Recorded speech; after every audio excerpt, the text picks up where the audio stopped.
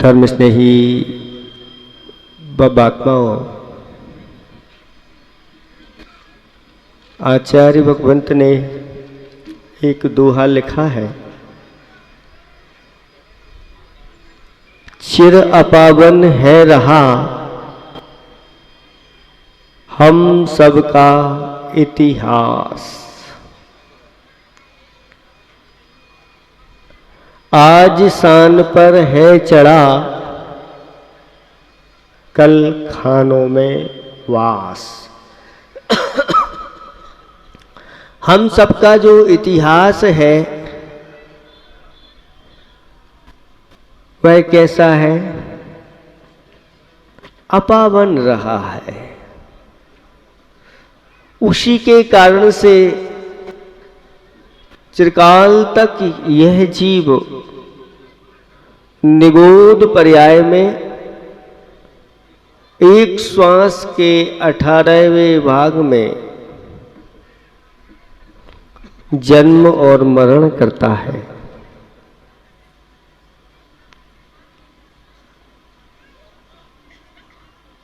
जब वहां से निकलता है,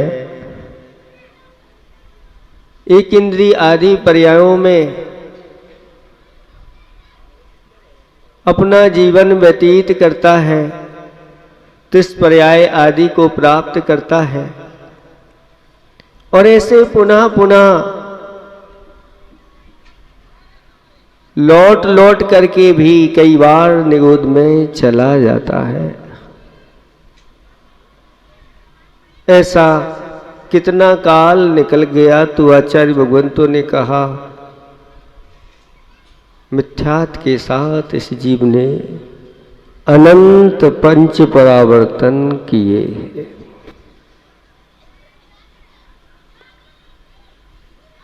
इसलिए आचार्य श्री जी ने लिखा कि चिर अपावन है रहा हम सबका इतिहास। आज शान पर है चढ़ा कल खानों में वास। हीरा जब तक खान में पड़ा रहता है उसकी कोई कीमत नहीं होती, और वही हीरा जब खान से निकल जाता है और शान पर चढ़ जाता है तो कहते हैं यह तो हीरा अनमोल है। ऐसे ही यहां पर जिस जीव के आप सब लोग पंच कल्याणक मना रहे हैं, उस जीव का इतिहास भी पहले ऐसा ही रहा है। 5-6 दिनों में आप देखेंगे कि कैसे पाषाण से परमात्मा बनते हैं,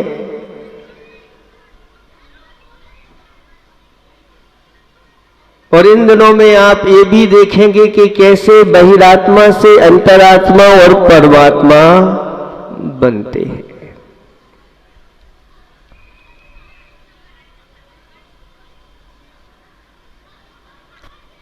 आदिनाथ भगवान के पूर्व भाव 10 भाव के पूर्व में वह एक राजा के 2 पुत्र थे।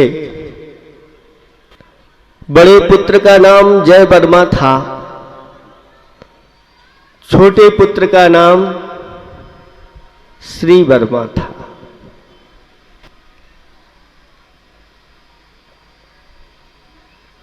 छोटे पुत्र पर माता पिता का विशेष स्नेह था, प्रजा भी बहुत चाहती थी। और संयोग ऐसा बैठा कि पिता ने छोटे पुत्र को युवराज पद दे दिया।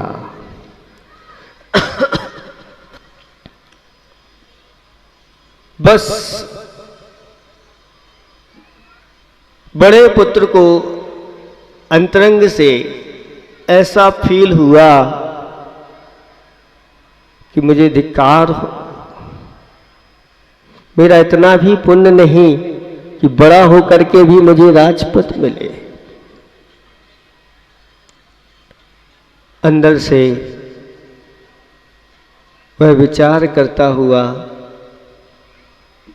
अपने राज्य परिवार को छोड़कर के वन की ओर चला गया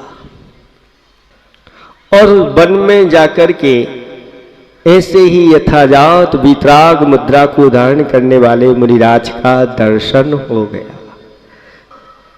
और मुनिराज के चरणों में जाकर के नतमस्तक हो गया। महाराज ने धर्म वृद्धि का आशीर्वाद दिया और महाराज को जाकर के अपनी सारी बात बताई। तब महाराज ने धर्म का उपदेश दिया और कहा कि हे बब्बात्मन,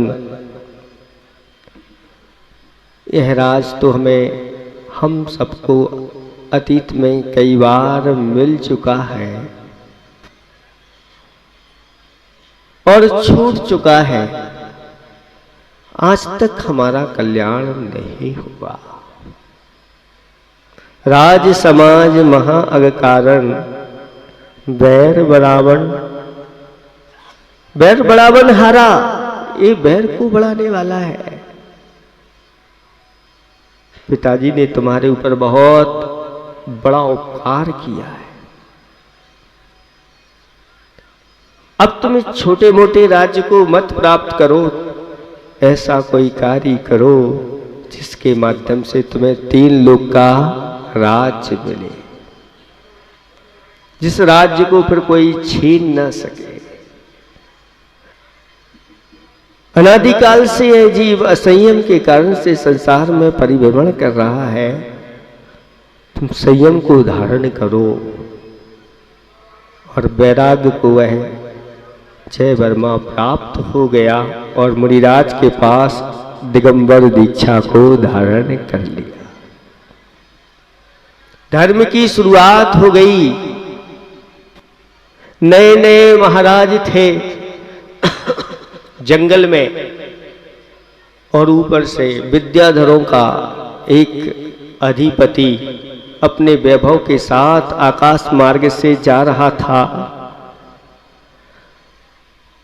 और उसको देख करके मुनिराज ने विचार किया कि मेरी जो साधना है उसका फल मुझे ये वैभव मिले। उसी समय एक सर्प ने उन मुनिराज को काट खाया और वह ऐसी ही भावना के साथ मृत्यु को प्राप्त हुए और अगले भाव में उन्हें विद्याधरों का वैभव प्राप्त हो गया। लेकिन हमारे आचार्य भगवंत कहते हैं कि आप जो भी अनुष्ठान करते हैं, आप जो भी व्रत करते हैं, जप करते हैं, तप करते हैं, संयम आदि धारण करते हैं, इनके माध्यम से कभी संसार की वस्तुएं नहीं मांगना। क्योंकि ये मिल तो जाती है लेकिन एक बहुत बड़े घाटे का सौदा हो जाता है। मिलना तो बहुत बड़ा था लेकिन छोटी वस्तु में वह संतुष्ट होकर के रह जाता है। और उस विद्याधर का वैभव विशाल था। उस वैभव के साथ कितना जीवन बीत गया पता नहीं चला, विषय भोगों में ही निकल गया। धर्म की कोई बात नहीं हुई। एक बार उस विद्याधर राजा के एक ऐसा मंत्री था जो सम्यक दृष्टि था। वह केवली भगवान के दर्शन करने के लिए पहुंचता है और वहां जाकर के निवेदन करता है, प्रश्न पूछता है कि मेरे जो स्वामी हैं वो भव्य है कि अभव्य है, आगे उनका कल्याण होगा कि नहीं होगा।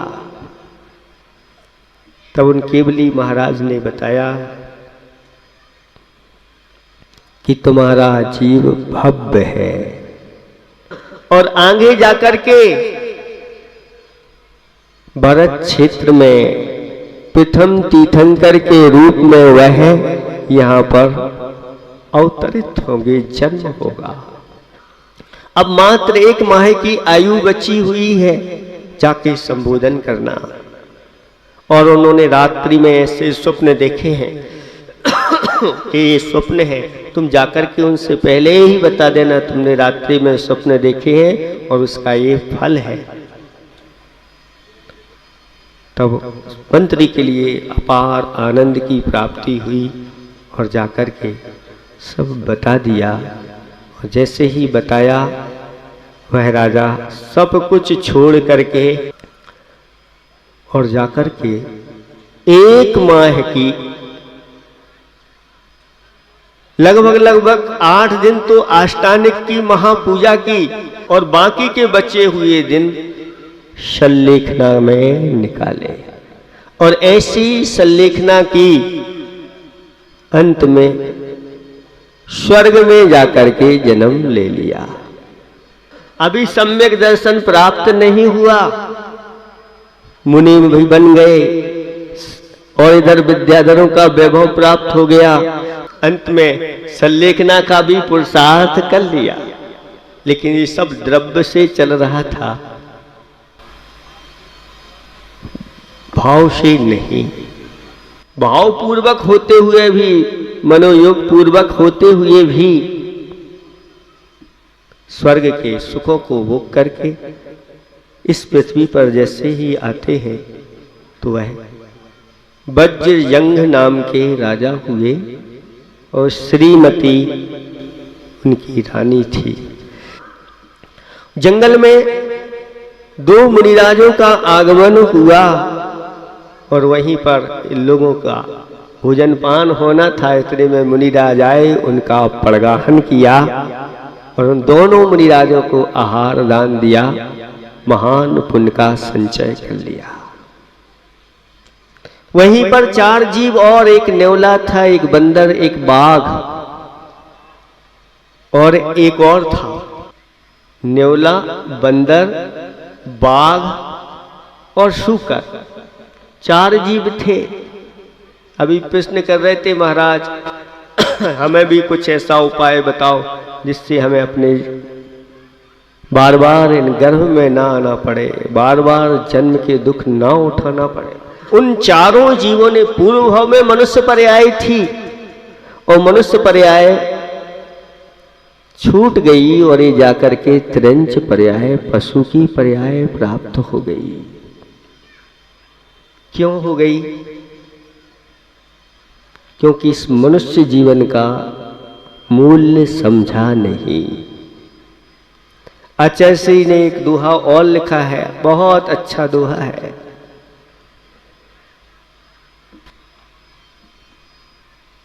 कि पतन बहुबार हुआ होकर के उत्थान, वही सही उत्थान है, होना पतन सम्मान। हमारा कई बार ऐसे उत्थान हो चुके हैं, लेकिन हम कसाओं के वशीभूत होकर के, विषयों के वशीभूत होकर के और फिर पुनः दुर्गतियों के पात्र हो जाते हैं। इसलिए आचार्य भगवान कहते हैं सही उत्थान तो वही है कि एक बार उत्थान होकर के फिर पतन ना हो। और जब तक मुक्ति नहीं होती तब तक सम्मान होता रहे।